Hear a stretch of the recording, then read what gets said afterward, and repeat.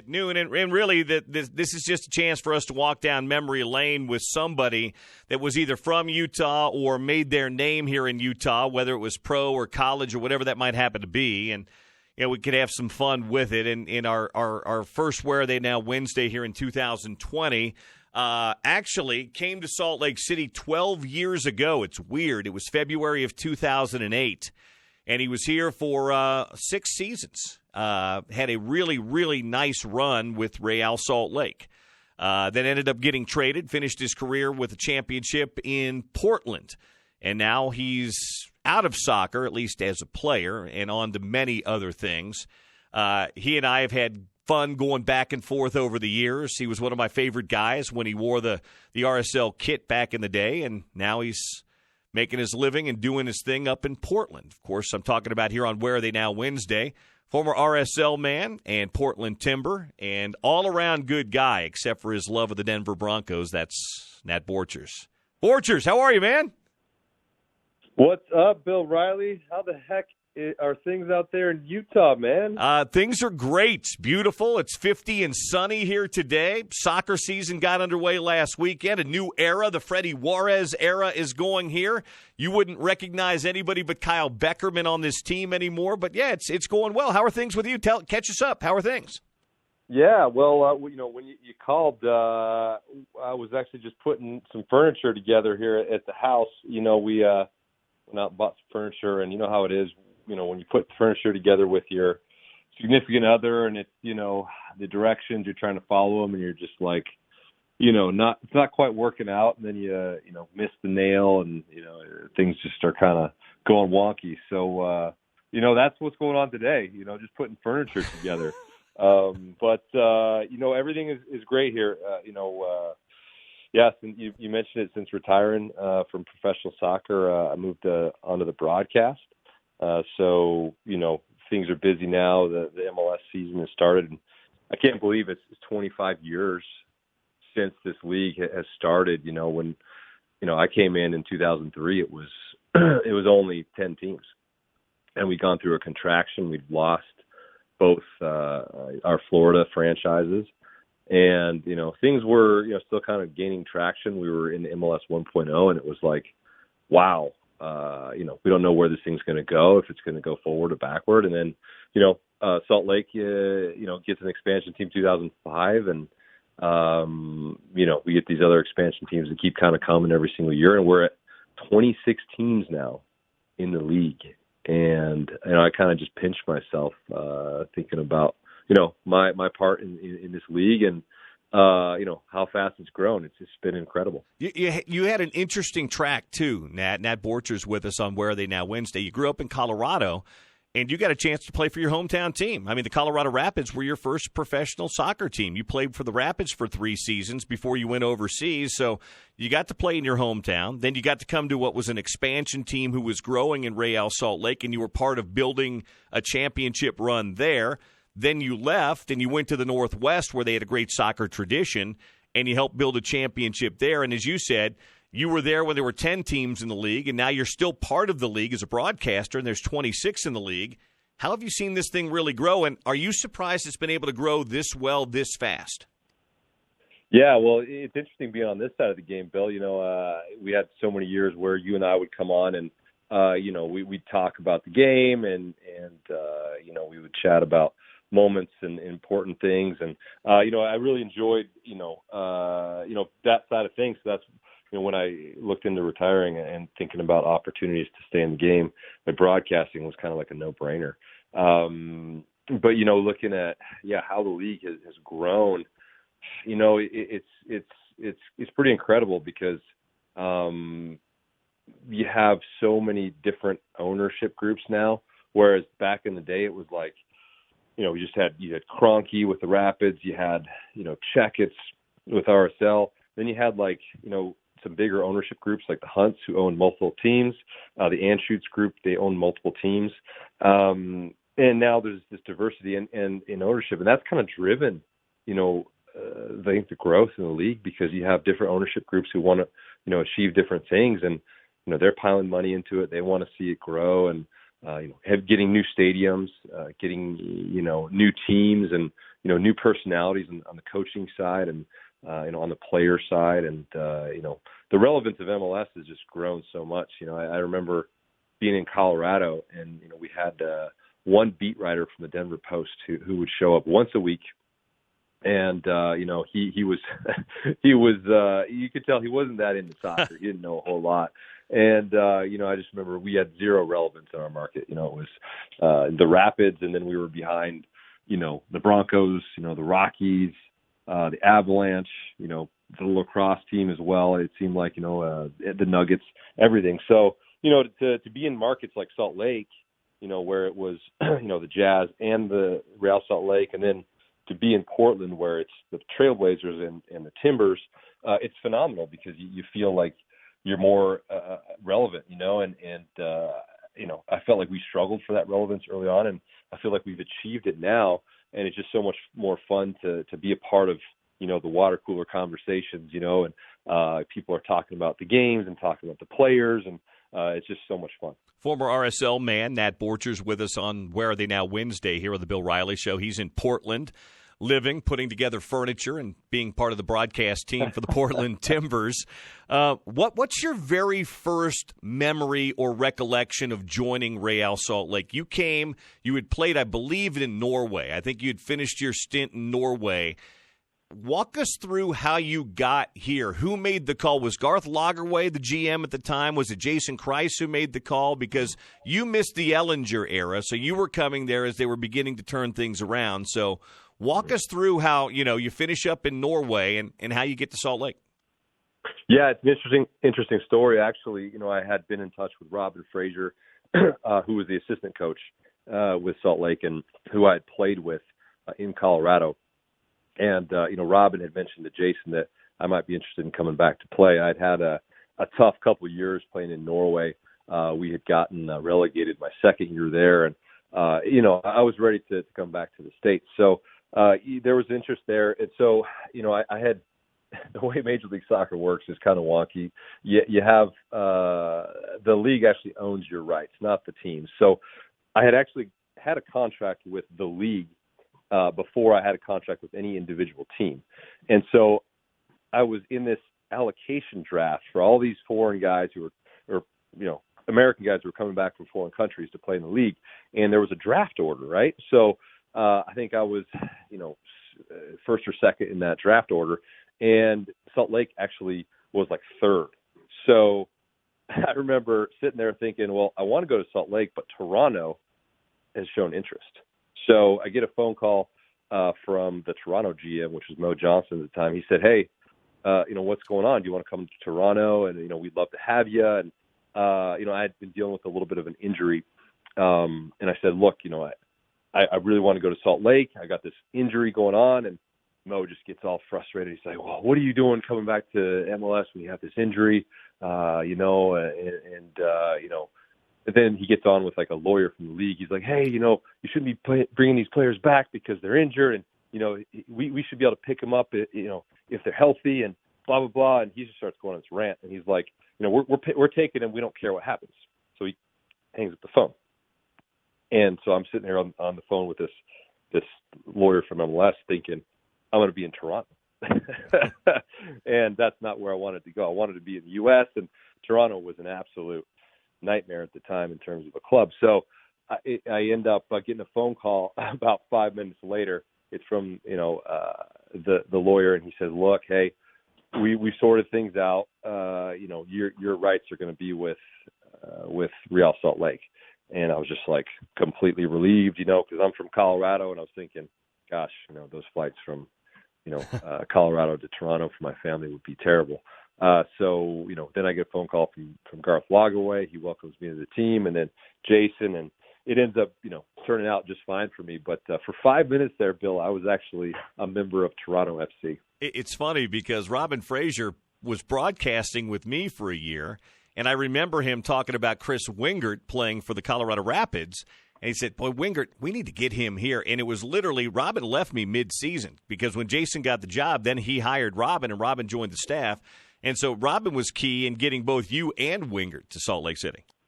Yeah, he was, and and I can't say enough about Robin Fraser in terms of how positively he affected my career. He was like, I tell people all the time, he's like the Yoda of the defensive part of soccer. You go to him, he's just like this wise guy who's spent so many years in the league.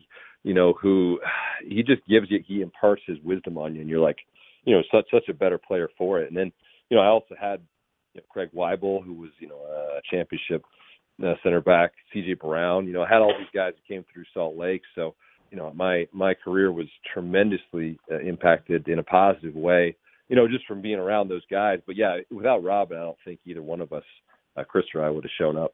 How do you think Robin does in Colorado? You and I both know that's a tough job. For whatever reason, they've had very little sustained success over the years. Do you think he's the right guy? I think he is because, I look at this league and I see, how much attacking talent they have. The spending has gone through the roof, for those front four players, that number 10, those wingers, that number 9 striker. But there's not a lot of attention has been paid to, the back line, that kind of back 5, back 6. That's just like the crux of balance for your team. When you send those guys forward, you have to have guys, back and who know how to defend. And Robin gets that. He understands that side of the game. And so I think that's what's going to make him successful. You saw the end of the season last year with Colorado. After he took over, they went on a nice little run. Right. And they look, invigorated. They look like they've got something in the tank, and he's just done really, really well with that group of players. They got the win against DC on the road over the weekend too. So I think that portends to really good things for his club. Talking to Nat Borchers, we were brought back. Where Are They Now? Wednesday. It'll be every Wednesday at noon here at the program. I'm curious, as you look back on it, I'm sure you've done, now that your career's been over, it's almost 3 years now, you've been retired. You've looked back on things. You guys, the run you had here from the time you got here in 08 to 14, 1 MLS Cup, 2 MLS Cup finals, about 9 minutes away from being the first American club to win Champions League. You guys had such a great core. Why the success? If you had to boil it down to one thing, Nat, why were you guys so successful? Because RSL hasn't been, and I'd love to say since Nat Borchers left, they haven't been the same. But you know what I'm saying? They've been good. They've made some playoffs, but they haven't had whatever that was you guys had from about 08 to 14 or 13. So if you could simplify it as much as you can, why do you think you guys were so good and had that sustained success? Yeah, we had like a mojo going on during those years, and it's difficult. There's a lot of different things that played into it, but the one thing we had, which at that club that I don't think you find at a lot of clubs, is culture. We had a really good culture in terms of the locker room, the ownership, the coaching staff, the front office.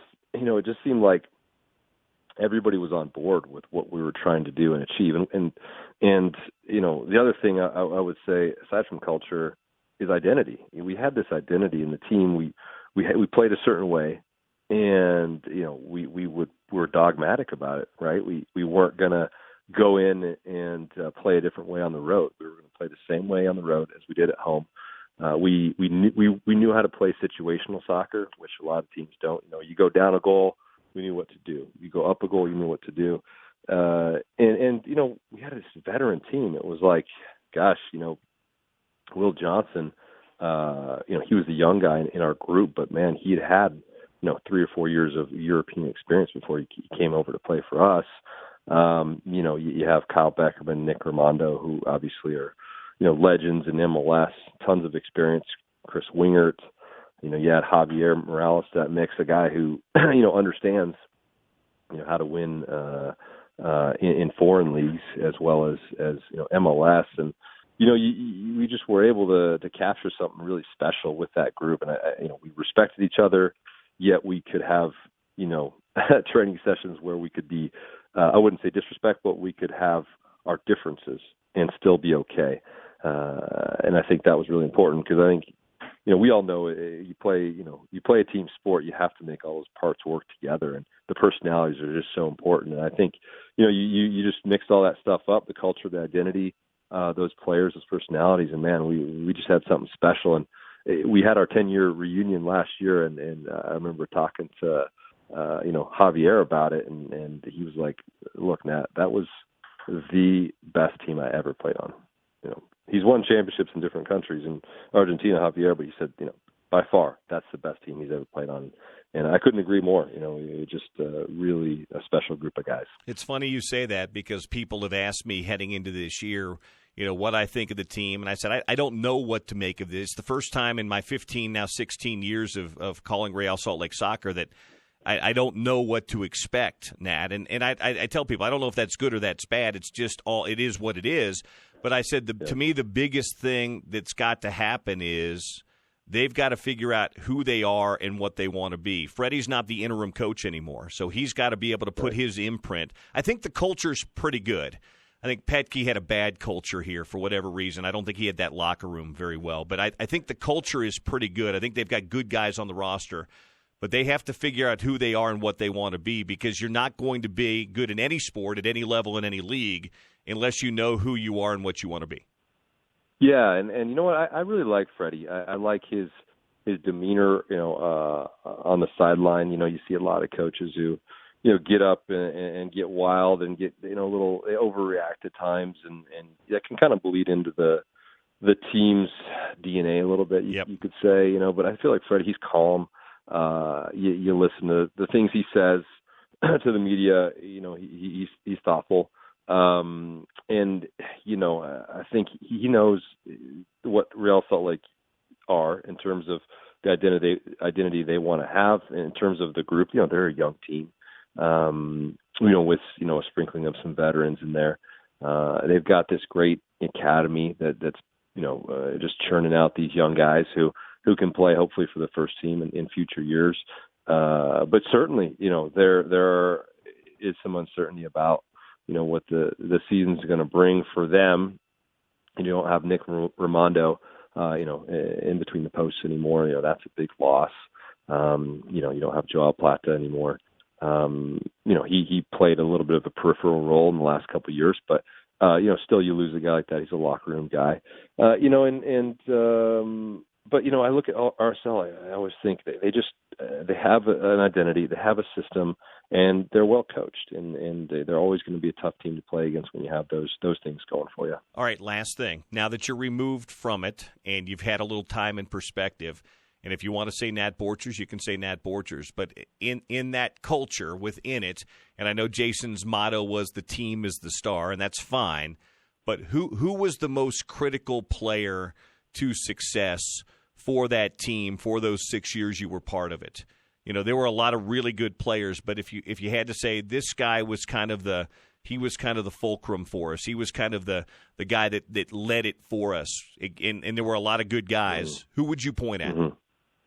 Yeah, well, that's a tough question for sure. Everybody kind of had different roles within the team, but you look at the players that are just so important, up the spine of the team. And, I always look, in the midfield. I think the midfields can win and lose games for you, especially in MLS. And just the decision making, right? It's like in basketball, you're deciding, when you're going up the court, are you gonna play at a higher tempo, or are you gonna slow it down? What's best for the team, what's best in the moment. It's the same in soccer, and so trying to figure out those moments, that's what a good midfield group will do. So I'll say Kyle Beckerman and Javier Morales. And I watched a lot of, number 10 creative type of players in this league. I can't point to one that had the edge that Javier Morales had. I look at Javier and I think he was so special because he knew how to create goals, which is incredibly hard to do. And he also knew how to maintain an edge in terms of making others around him better, barking at guys, understanding when to put his foot on the ball, understanding when he's got to put the defensive work in.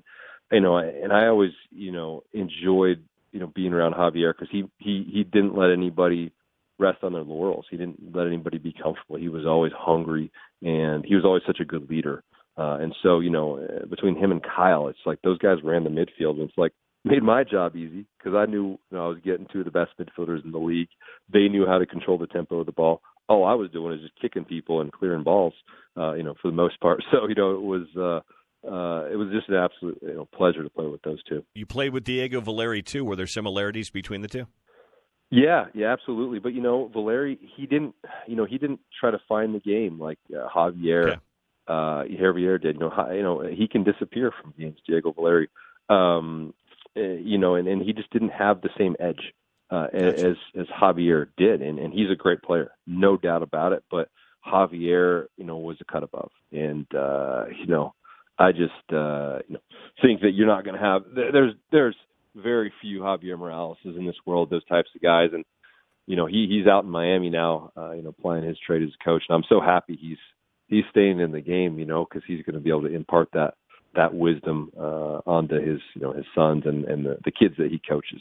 Well, it's great to catch up. Thanks for doing this. Thanks for taking a break from putting the furniture together today, and give the family my best, and let's catch up during the year. Sound good?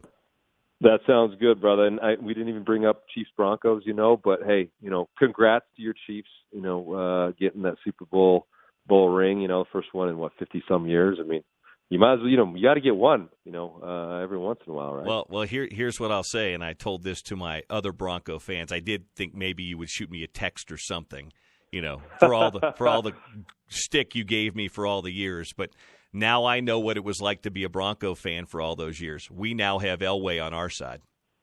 We have Mahomes. Oh, man, you do. You really do. And that's what you need, obviously. We talk about Javier Morales, building around a guy like that. You got Mahomes to build around, man, and hopefully he stays healthy. And, honestly, it was fun to watch. And, I'm not a Niners fan, so, there was a part of me saying, hey, it'd be fun to see the Chiefs win. But, then I was thinking, well, I got to talk to Bill about this, so maybe it's not going to be so fun. True. Well, you do have Drew Lock, so enjoy that. Thank you. Appreciate that. Thanks, Nat. Talk to you soon, man. Thanks, bud. Yeah, have a good one, Bill. Thanks. All right, you too. One of my favorite guys right there, Nat Borchers. On Where Are They Now Wednesday, walking down memory lane. We'll do it every Wednesday. Could be an RSL guy.